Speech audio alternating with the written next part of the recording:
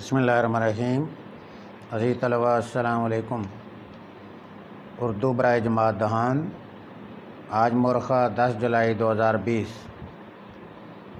آج کے سبق کا نام پرستان کی شہزادی، مصنف کا نام اشرف صبوحی، اس کے ماخذ ہیں دلی کی چند عظیم ہستیاں۔ آج کے اس سبق کے مقاصد آپ کے سامنے پیش کیے جاتا ہوں۔ آج کا سبق پڑھنے کے بعد بچوں آپ کو اس قابل ہو جانا چاہیے کہ سبق کو پڑھتے ہوئے جو پرستان کے مختلف قسم کے کھانے ہیں ان کے بارے میں آپ کو پوری طرح روشناس ہو جانا چاہیے۔ نمبر 2، سیدانی بی کی جو کاریگری ہے اور اس کی جو ہنرمندی ہے اس کے بارے میں آپ کو روشناس کرنا۔ سیدانی بی کے ہنر کی شہرت کے بارے میں جاننا اور سیدانی بی کی پرستان کی واپسی سے تیاری کے بارے میں جاننا اور پھر وہاں سے واپسی کے لیے رخصت آنا۔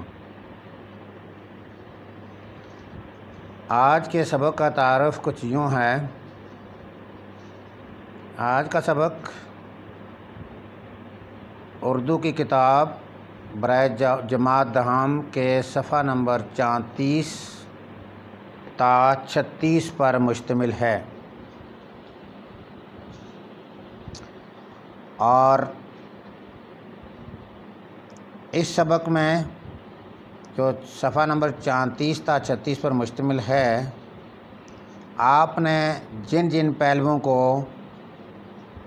پڑھنا ہے میں اختصار کے ساتھ آپ کو اس پر روشنی ڈال دیتا ہوں۔ نمبر 1، سیدانی بی کا میر صاحب کی بیوی کو پرستان کے کھانوں کے بارے میں بتانا اور ان کی وضاحت کرنا۔ نمبر 2، سیدانی بی کا شہزادی کے کپڑوں کو دیکھنا اور پھر اپنی ہنرمندی کا ثبوت دینا۔ اور تیسرے نمبر پہ سیدانی بی کی جو کارکردگی ہے اس کی شہرت کی وجوہات پیش کرنا۔ اس کے علاوہ شہزادی بی کا جب کام مکمل ہو جاتا ہے تو پھر پرستان سے واپسی کی تیاریاں اور بادشاہ بیگم سے واپسی کی اجازت لینا، اور اس کے بعد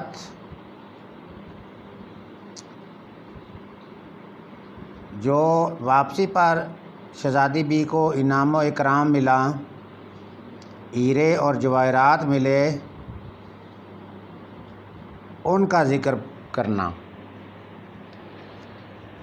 تو آئیے بچوں، آج بھی صفحہ نمبر 34 پر جو کچھ سبق کا حصہ آپ کو میں نے پچھلے لیکچر میں پڑھا دیا تھا، جس میں پرستان کے جو پھل تھے یا کھانے تھے ان کا دل میں جس طرح کا خیال کرنا تھا اور پھر اسی طرح کا مزہ آنا، یہ اس کے کھانے کی خاص خوبی تھی اور خاصیت تھی۔ اس کے بارے میں آپ نے پڑھا تھا۔ اب اسی کے تسلسل میں آج کے سبق کو آگے بڑھاتے ہوئے دیکھتے ہیں کہ پرستان کے کھانوں کی وضاحت جو ہے وہ سیدانی بی وہ کس طرح کرتی ہیں میر صاحب کی بیوی کے سامنے۔ صفحہ نمبر 34 پر سیکنڈ پیراگراف کو دیکھیے۔ میں ساتھ ساتھ اس کی پڑھائی بھی کرتا ہوں آپ کے سامنے، یعنی ریڈنگ کرتا ہوں، اور جو مشکل الفاظ و تراکیب ہوں گے جو ان کے معنی اور مفہوم بھی آپ کے سامنے پیش کرتا رہوں گا۔ بیگم یقین مانو ایک زرد جو پھل توڑ کر میں نے منہ میں رکھا، کیا کہوں، دلی میں تو کسی نے ایسے ذائقے کا بونٹ پلاؤ کھایا نہ ہوگا۔ یہ بونٹ پلاؤ وہی ہے جو سیدانی بھی جو ہے نا وہ گھر میں دم لگا کے رکھتی ہیں اور پھر اس کو چھوڑ کے جو ہے نا پرستان کی سیر پہ نکل آتی ہیں تو وہ وہیں رہ جاتا ہے۔ تو اس نے جب وہ زرد رنگ کے پھل جو ہے نا توڑ کر منہ میں رکھے اور تو ساتھ جو ہے نا دل میں یہ سوچا کہ میں بونٹ پلاؤ کھا رہی ہوں، تو اس وجہ سے اس کو وہی جو ذائقہ جو ہے نا آنے لگا، تو اس کا تذکرہ کرتی ہیں۔ میر صاحب کی بیوی کہتی ہیں کہ بونٹ پلاؤ جو گھر میں چھوڑ کر گئی تھی وہی پہلے یاد آیا۔ بڑی لڑکی، کیلے میں تو آپ بہت جایا کرتی ہیں، کیا وہاں بھی کبھی ایسے مزے کا پلاؤ نہیں کھایا؟ سیدانی کہتی ہیں کہ اسینی بادشاہ کے خاص رکابدار کے ہاتھ کے بڑے بڑے تعریفی کھانے بیسیوں مرتبہ کھائے ہوں گے،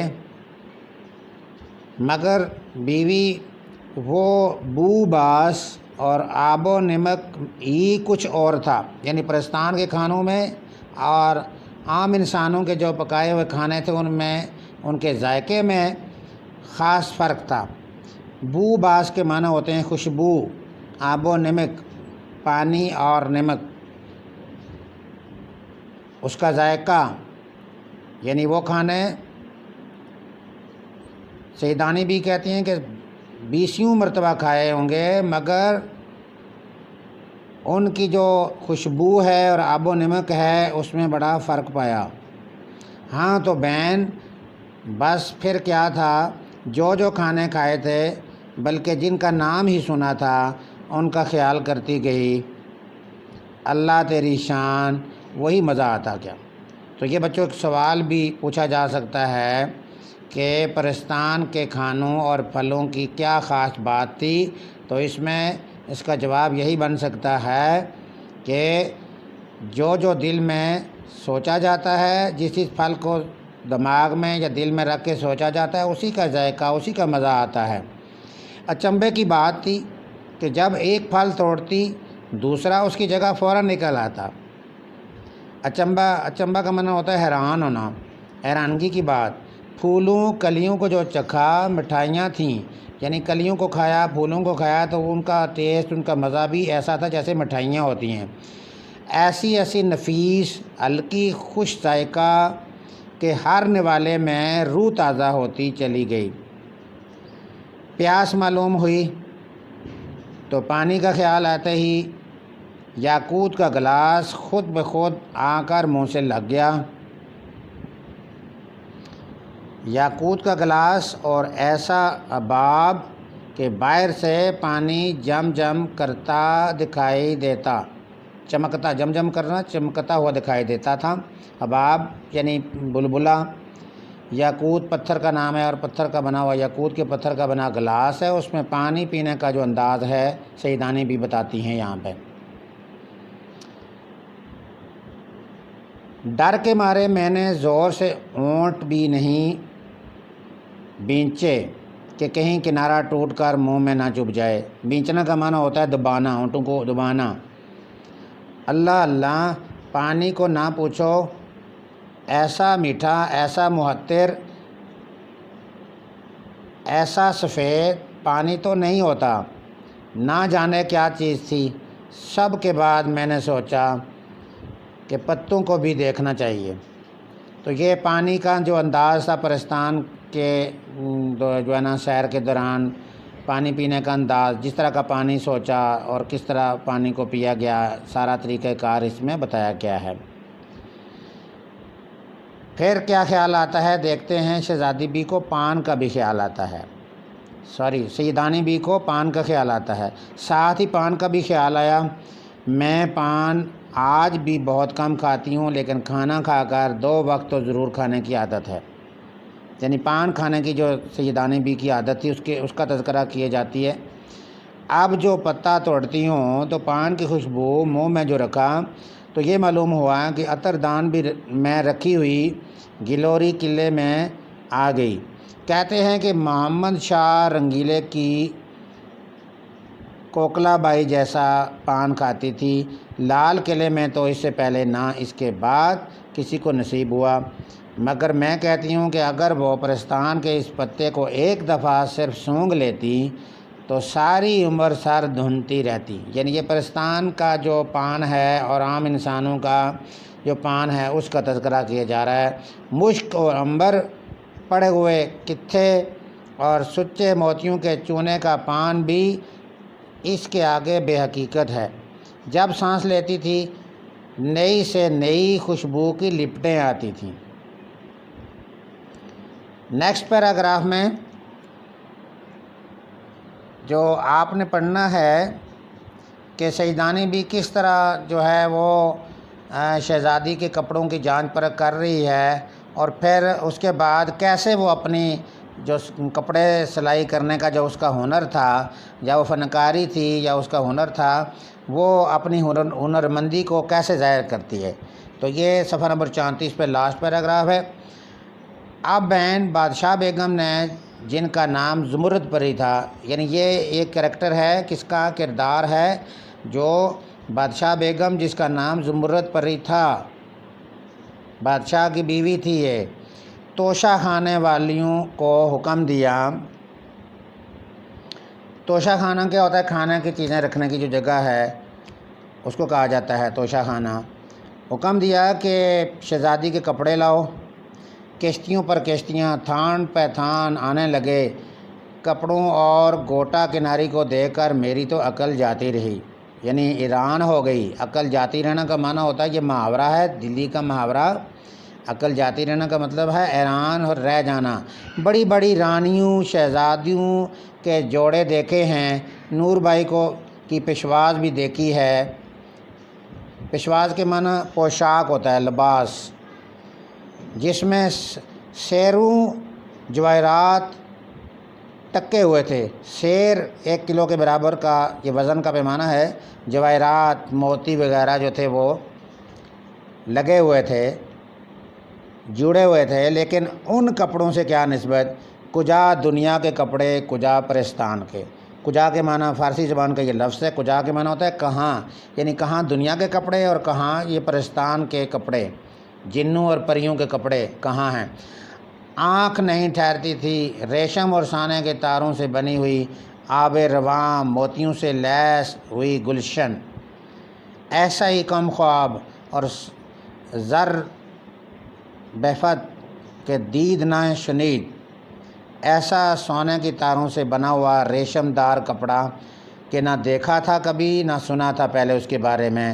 دید نہ شنید کا مطلب ہے نہ کبھی دیکھا تھا نہ سنا تھا اس کے بارے میں۔ زر بہفت کے معنی ہوتا ہے، زر بہفت کے معنی ہوتا ہے سونے کی تاروں سے یا ریشم کی تاروں سے بنا ہوا کپڑا۔ گوٹا وہ دیکھا، وہ کہ دنیا دیکھے اور عشش کرے۔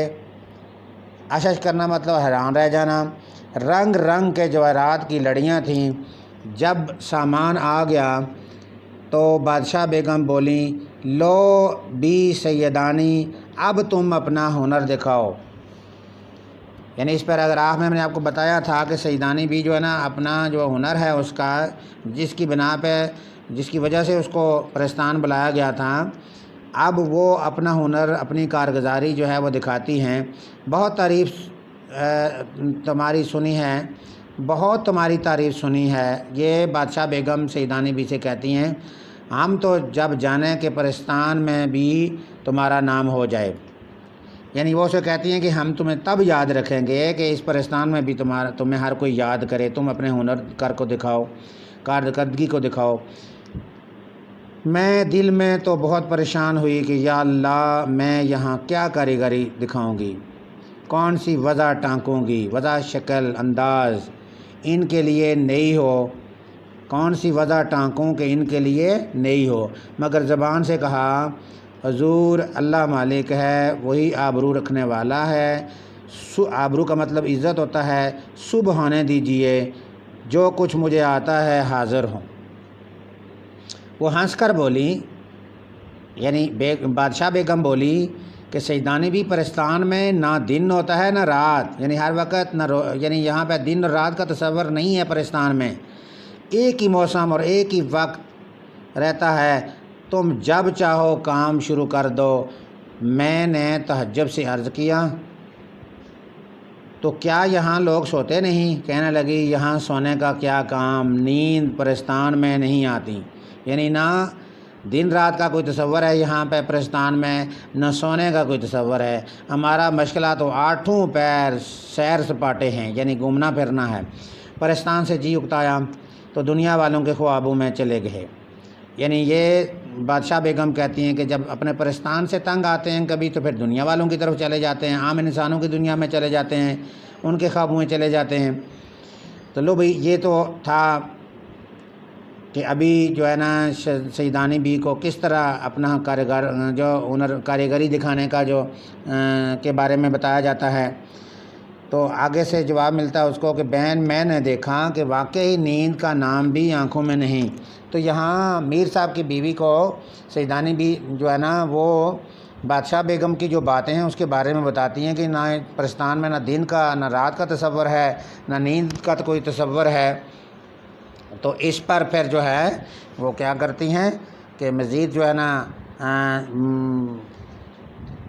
میر صاحب کی بیوی سے گفتگو کرتی ہیں کہ بہن میں نے دیکھا کہ واقعی نیند کا نام بھی آنکھوں میں نہیں، نہ پیٹ میں گرانی، نہ سر باری، یعنی گرانی کا مطلب بوجھ، نہ انگڑائیاں نہ جمائیاں، نہ کوئی سستی آتی ہے۔ سوچا کہ دیر کیوں لگائی جائے، کتر بیونٹ کا سامان تو موجود ہی تھا، یعنی کاٹنے کا اور بیترنے کا جس کو کہتے ہیں، سینے کے لیے کپڑوں کو تیار کرنا، اس کا معنی ہوتا ہے اللہ کا نام لے کر جوڑے کترنے لگی، یعنی کاٹنے لگی، اور اسی وقت سے سینے اور ٹانکنے کا لگا دیا۔ ادھر میں ایک طرف بیٹھی ہوئی اور اپنے کام میں مصروف تھی، ادھر ناچنے گانے والی پریوں کے تخت اتر رہے تھے، ایک سے ایک طرح ایک سے ایک شوخ، اپنے فن میں استاد۔ نہ کانوں نے کبھی ایسا گانا سنا تھا، نہ آنکھوں نے ایسے ناچ دیکھے تھے۔ آوازیں تھیں کہ جیسے کوئلیں مل کر کوکیں، کوئلیں پرندے ہیں جیسے کوکتی ہیں، ان کے بارے میں ذکر ہو رہا ہے۔ ناچ تھا کہ ہوا میں جیسے تتلیاں اڑ رہی تھیں۔ کیا پوچھتی ہو بیگم، خدا کی قدرت کا تماشا تھا، لیکن مجھے تو اپنی فکر تھی کہ کہیں جلدی کام نپٹے اور چھٹکارا کر کے گھر جاؤں، یعنی یہاں سے چھٹکارا پا کر میں گھر جاؤں، میرا کام نپٹنے کا مطلب ہوتا ہے کام مکمل ہو جائے، چھٹکارا پانا یعنی نجات مل جائے یہاں سے۔ ذرا کی ذرا آنکھ اٹھا کر دیکھ لیتی اور اپنی سوئی چلانے لگتی، یعنی پریوں کا وہ ناچ گانا تماشا سارا کچھ جو ہے نا وہ سیدانی بھی آنکھ اٹھا کر دیکھ لیتی۔ نیکسٹ جو اپنی کاریگری کے بارے میں بتا رہی ہیں اور جس کی وجہ سے اس کی شہرت ہوئی، اس کے اندر اس کی کارسازی کے قربان، کارسازی کام کو بنانا، قربان ہونا، صدقے مشکل کشا کے، سیدانی بھی کہتی ہیں مشکل کشا، مشکل کو حل کرنے والا۔ عقل نے ایسا کام دیا اور پہلے ہی جوڑے میں واہ واہ ہو گئی، یعنی اس کا چرچا ہو گیا، شہرت ہو گئی۔ پہلا جوڑا سی کر جب اس نے دکھایا پریوں کو اور بادشاہ بیگم کو تو اس کی شہرت ہونے لگ گئی، اس کا چرچا ہونے لگ گیا۔ شہزادی کا چہرہ بھی خوشی کے مارے پھول کی طرح کھل گیا۔ اب کیا تھا، میرے ہاتھ پاؤں میں گوڑے لگ گئے، یعنی میں بہت تیز رفتار، ہاتھ پاؤں میں گوڑے لگ جانا ایک محاورہ ہے، اس کا معنی ہے بڑی تیز رفتاری سے کام کرنا۔ دنوں کا کام گھڑیوں میں ہونے لگا۔ کہانی بہت لمبی ہے، کہاں تک کہوں، جس کام کی آدمی دھن باندھ لے وہ ہو ہی جاتا ہے، یعنی انسان جو کسی کام کرنے کا ارادہ، پختہ ارادہ کر لیتا ہے، دھن باندھ لینا، ارادہ کر لینا، تو وہ آخر کار مکمل ہو جاتا ہے۔ آخر سارے جوڑے سل بھی گئے اور ٹک بھی گئے، یعنی طے لگا کر رکھ دیے گئے۔ کتنے دن لگے یہ کون کہہ سکتا ہے، وہاں دنوں کا حساب ہی نہ تھا۔ ہاں، اگر یہاں اتنا کام کرتی تو خدا جھوٹ نہ بلوائے میرے اکیلے ہاتھ پر 1 سال سے کم نہ لگتا، یعنی دنیا کے دیگر جو کام عام انسانوں کے کاموں کو میرے لیے 1 سال لگ جاتا، جتنا میں نے وہاں کام کیا۔ جو 1 دن میں جو میں نے وہاں کام کیا وہ یہاں دنیا کے عام انسانوں کے کپڑے سینے کے لیے مجھے 1 سال کا عرصہ درکار تھا۔ اس عرصے میں ساری پریاں خاص طور پر شہزادی مجھ سے بہت محبت کرنے لگی۔ خالہ سیدانی کہتے کہتے اس کا منہ سوکھتا تھا، یعنی وہ مجھے خالہ سیدانی کے نام سے پکارتی تھی۔ گھنٹوں میرے پاس بیٹھی رہتی اور مجھ کو سوئی چلاتے دیکھا کرتی۔ تم جانو پاس رہے کا بڑا اثر ہوتا ہے۔ مجھے بھی اس کی بولی بالی شکل جو ہے پر بڑا پیار آتا تھا، مگر دل کو کیا کرتی، یہ نگوڑا تو یہاں پڑا ہوا تھا۔ نگوڑا کا مطلب نامراد، گھر کی یاد چین نہیں لینے دیتی تھی، یعنی اپنے دل کو جو بے چین کر رہا تھا اس کو اپنے گھر کی طرف واپس پلٹنے کے لیے آئے اپنا کھنڈلا پرستان میں بھی نہیں بولا۔ مجھے جو ہے نا آئے اپنا کھنڈلا یعنی اپنا ویران گھر جو ہے پرستان میں بھی جا کے اسے یاد رہا، یعنی اس کو بلایا نہیں ہے اس نے۔ آخر میں اس کی جو واپسی کی تیاریاں ہو رہی ہیں اس پیراگراف میں آپ کو پڑھاتے ہیں۔ آخر جب سارا کام ان کی مرضی کے مطابق ہو گیا تو میں نے کہا، حضور خدا نے مجھے سرخ رو کیا، یعنی میں کامیاب ہو گئی ہوں۔ مولا نے میری آبرو رکھی ہے، مجھے عزت دی ہے۔ سرکار کی شہزادی کی شہزادی کو یہ جوڑے پہننے مبارک ہوں، یعنی اجازت طلب کرتی ہیں سیدانی بھی بادشاہ بیگم سے۔ اب لونڈی کو رخصت کیجئے۔ لونڈی سے مراد نوکرانی جو ہے۔ بادشاہ بیگم بولیں، سیدانی بھی ہمارا جی چاہتا ہے کہ شہزادی کی شادی دیکھ کر جاؤ۔ سچ کہو میرا جی بربرایا، مگر سوچا کہ سیدانی دیوانی ہوئی ہے۔ یعنی بربرایا کا مطلب ہوتا ہے یعنی للچایا، تھوڑا سا لالچ پیدا ہو گیا کہ چلو رہ جاؤں ان کے کہنے کی وجہ سے۔ لیکن پھر کیا ہے، تو خاکی یہ آتشی، زیادہ میل اچھا نہیں۔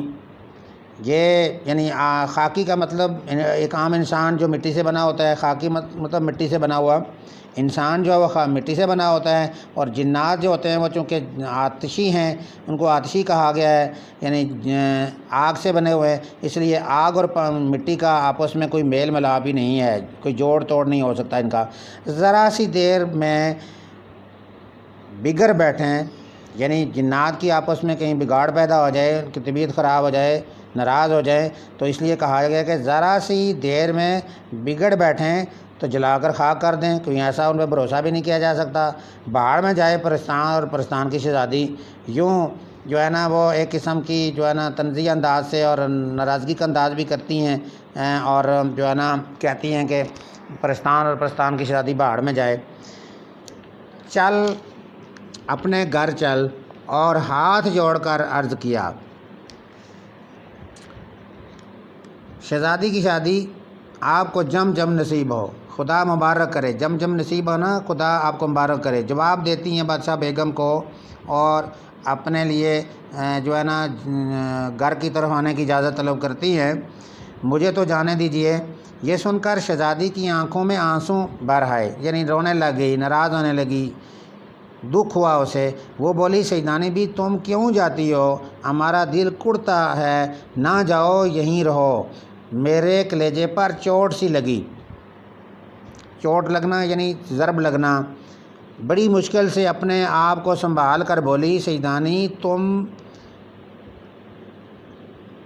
تم پر واری، یعنی میری جان تم پر قربان ہو۔ بیوی تم اپنا جی باری نہ کرو، تم بلاؤ گی تو 100 دفعہ آؤں گی۔ یعنی یہ بات جو کہہ رہی ہیں سیدانی بھی پری سے کہہ رہی ہیں، شہزادی سے کہہ رہی ہیں، ایکا ایکی دنیا نہیں چھوڑ سکتی اتنا جلدی، یعنی فوری طور پر دنیا سے نہیں بندہ جا سکتا۔ مٹی میں خوش رہتی ہے، یعنی وہ کہہ رہی ہے کہ چونکہ میں انسان ہوں اور آپ جن ہیں، اور میرا جو خوش رہنا ہوتا ہے وہ مٹی والوں یعنی عام انسان کے ساتھ میں خوش رہ سکتی ہوں۔ مٹی میں خوش رہنا کا مطلب یہی ہے کہ انسان مٹی سے بنا ہوا ہے اور جن جو ہیں وہ آگ سے بنے ہوئے ہیں، اس لیے ان دونوں کے رہن سہن میں فرق ہے۔ تو لہٰذا سیدانی بھی کہتی ہیں کہ میں چونکہ مٹی سے بنی ہوں اور میں مٹی والوں کے پاس ہی رہ کے خوش رہ سکتی ہوں، عام انسانوں کے پاس۔ شہزادی تو کچھ خفا اور کچھ رونقتی سی ہو کر اٹھ گئی، یعنی کچھ رونی سی شکل بنا لی اس نے۔ بادشاہ بیگم بولیں، اچھا بھی سیدانی تمہاری مرضی، جاؤ، خدا حافظ۔ اور اسی کلموئے کو بکر گدھے کو حکم دیا۔ کلموئے کا مطلب کالے منہ والا جو بکر گدھا تھا، جو پالکی میں بٹھا کر اس کو لے کے آیا تھا پرستان میں، کہ سیدانی بی کو اس کے گھر پہنچا دے، خبردار جو راستے میں کسی قسم کی شرارت کی، اور دیکھو جو انعام و اکرام سیدانی بی کو بادشاہ نے دیا ہے وہ سب پالکی میں رکھ لینا چاہیے۔ یوں اب اس کو واپسی کے لیے جو ہے نا کلموئے کو بکر گدھے کو حکم دیا جاتا ہے کہ اب سیدانی بی کو واپس چھوڑاؤ۔ لو جی اب دیکھتے ہیں کہ کیسے اس کی رخصتی ہو رہی ہے۔ دل میں خوش، ظاہر میں بصورتی ہوئی، یعنی رونے کا جو اظہار کرنا، سب سے رخصت ہوئی وہی پری ذات جو مجھے پالکی سے اتار کر لائی تھی، ساتھ لے کر چلی۔ پھاٹک کے باہر پالکی موجود تھی، پھاٹک بڑا دروازہ ہے، اور مردوں کسی وضع کا آدمی پاس کھڑا تھا۔ میں پالکی پر بیٹھی اور دم کے دم ایک دم فوری طور پر پالکی ہوا سے باتیں کرنے لگی۔ یہ اب سیدانی بی کی رخصتی کا جو منظر ہے وہ پیش کیا جا رہا ہے، تو اس لحاظ سے آپ دیکھیں گے کہ کیسے ابھی جو سیدانی بی ہے پرستان سے واپس اپنے گھر کی طرف لوٹتی ہے، اور کس طرح اس کو رخصت کیا جا رہا ہے پالکی میں بٹھا کے۔ تو پالکی میں بیٹھ کر میں نے ادھر ادھر دیکھا کہ وہ جو پرستان کے بادشاہ نے انعام و اکرام دیا تھا، جو انعامات دیے تھے، کہاں ہے؟ اندھیرے میں کیا نظر آتا؟ ہاتھوں سے ٹٹولنا شروع کیا، یعنی تھوڑا تھوڑا تلاش کرنا شروع کیا۔ ایک کونے میں بہت سے کنکر پتھر معلوم ہوئے، یعنی کونے میں پڑے ہوئے انعام و اکرام تھے، تو اسے ایسا محسوس ہوا جیسے کوئی پتھر پڑے ہوئے ہیں۔ جل گئی کہ موئے جنات تھے نا، یہ جنات ہی تھے نا، یہاں بھی دغا کیا، یعنی انہوں نے میرے ساتھ دھوکہ کیا کہ مجھے پتھر میرے جو ہے نا انعام و اکرام کے طور پر دیے ہیں، یہ ان کے گھر کا انعام و اکرام ہے۔ یہ ناراض ہوئیں، جل گئی، خیر جان بچی، لاکھوں پائے۔ یہ رخصتی کے موقع پر سیدانی بی کے اپنے خیالات کے اظہار ہے، اور کہ پرستان سے کس طرح میں واپس آ رہی ہوں، اور جو ہے نا انعام و اکرام اس کو جو ملتے ہیں ان میں بھی جو ہے نا جنات ہیں، اور انہوں نے میرے ساتھ دھوکہ کیا ہے۔ خیر جان بچی، شکر گزار ہیں کہ چلو جان تو میری بچ گئی ہے، خیریت سے واپس میں لوٹ رہی ہوں، لاکھوں پائے ہیں، بہت کچھ کمایا ہے، بہت کچھ پایا ہے، خیریت سے گھر پہنچ جاؤں تو جانوں بڑا انعام پایا۔ اور چپکے ایک ایک کر کے وہ کنکر اور پتھر پردے کی جو ری میں سے پھینکنے شروع کر دیے۔ قاعدہ ہے کہ خوشی میں راستہ جلدی کٹ جاتا ہے، یعنی عام طور پر یہ ہوتا ہے کہ جب انسان خوش ہوتا ہے تو اس کا راستہ کتنا ہی مشکل کیوں نہ ہو، دشوار گزار کیوں نہ ہو، وہ اسے راستہ کٹنے میں زیادہ دیر نہیں لگتی، اس کو آسانی محسوس ہونے لگ جاتی ہے۔ آنکھیں بند کرتے میں گھر آ گیا، یعنی ابھی آنکھیں بند ہی گئی تو فوری طور پہ گھر آ گیا، زیادہ دیر نہیں لگی۔ اس کا مطلب یہ ہوا ڈیوڑی میں پالکی رکھی گئی، جو دروازہ تھا اس کے گھر کا، چراغ جل رہا تھا، پردہ جو الٹا، چراغ کی جوت جو پڑی تو کیا دیکھتی ہوں کہ جنہیں میں کنکر پتھر سمجھ رہی تھی جواہرات ہیں، یعنی جو ہی اس نے اپنے گھر کی چراغ جو جل رہی تھی اس کی روشنی اس نے جب دیکھا تو وہ کنکر اور پتھر جنہیں وہ سمجھ رہی تھی وہ اصل میں حقیقت میں جواہرات تھے۔ بڑے بڑے تو میں نے سب پھینک دیے تھے، یعنی پالکی کے سفر کے دوران 2-4 ننھے سے باقی تھے، سر پیٹ لیا کہ اتنی دولت کھوئی، نگوڑی نامراد، پھینکنے کی کیا ضرورت تھی، ایسا ہی تھا تو گھر آ کر پھینک دیتی۔ یہ اس کے اپنے احساسات تھے، جذبات کا اظہار کر رہی تھی، اپنے خیالات کا اظہار کر رہی تھی۔ ابھی گھر پہنچنے کے بعد کے جو اس کے تاثرات تھے، سیدانی بھی جو ہے نا گھر پہنچ کر اپنے خیالات کا اظہار کر رہی ہیں، لیکن بہن سے، یعنی وہ جو میر صاحب کی جو بیوی ہے اس کے سامنے اپنے خیالات کا اظہار کر رہی ہیں۔ اور یہ لاسٹ والے پیراگراف میں جو ہے سیدانی بھی جو گھر میں پہنچتی ہے اور اس کے جو تاثرات ہیں ان کا اظہار اس میں کیا گیا ہے۔ لیکن بہن تقدیر کی کھوٹ کہاں جاتی ہے؟ بدقسمتی، تقدیر کی کھوٹ بدقسمتی کو کہا جاتا ہے۔ نصیب میں تو پتھر بھی نہ تھے، ہیرے لال زمرد کیوں ملتے، یعنی میرے نصیب میں تو پتھر بھی نہیں تھے اور اتنے بڑے انعام و اکرام جو ہے نا مجھے کیسے مل سکتے تھے۔ ایک ایک پیر من بھر کا ہو گیا، یعنی وزن پریشانی کی وجہ سے پیر بھاری ہونے لگے، صرف 4 نگینے رہ گئے تھے، وہی لے کر بڑی مشکل سے اتری۔ گھر میں جو پہنچی تو بونٹ پلاؤ جیسا چھوڑ گئی تھی ویسا ہی دم پر لگا ہوا تھا۔ یعنی پرستان کے دن اور رات جو ہیں وہ اتنے مختصر ہوتے ہیں کہ وہاں نہ دن کا تصور نہ رات کا تصور ہے نہ نیند کا تصور ہے۔ تو اس پر جو ہے نا وہ فوری جو اس کو لے گئے، پھر واپس لے کے آئے تو وہ جو بونٹ پلاؤ جو گھر میں دم کے لگا کے چھوڑ کے گئی تھی وہ اسی طرح پڑا ہوا ہے۔ بڑی بھی پکانے والی مغرب کی نماز پڑھ کر دعا مانگ رہی تھی۔ دعا مانگ چکی تو انہوں نے پوچھا، بیگم کیا راستے میں سے الٹے پاؤں آ گئی؟ خیر تو ہے؟ میں نے دل میں کہا لیجئے، یک نہ شد دو شد، ایک پہلے سے مجھے مصیبت ہے، اوپر سے یہ کہ جو ہے نا دوسری مصیبت۔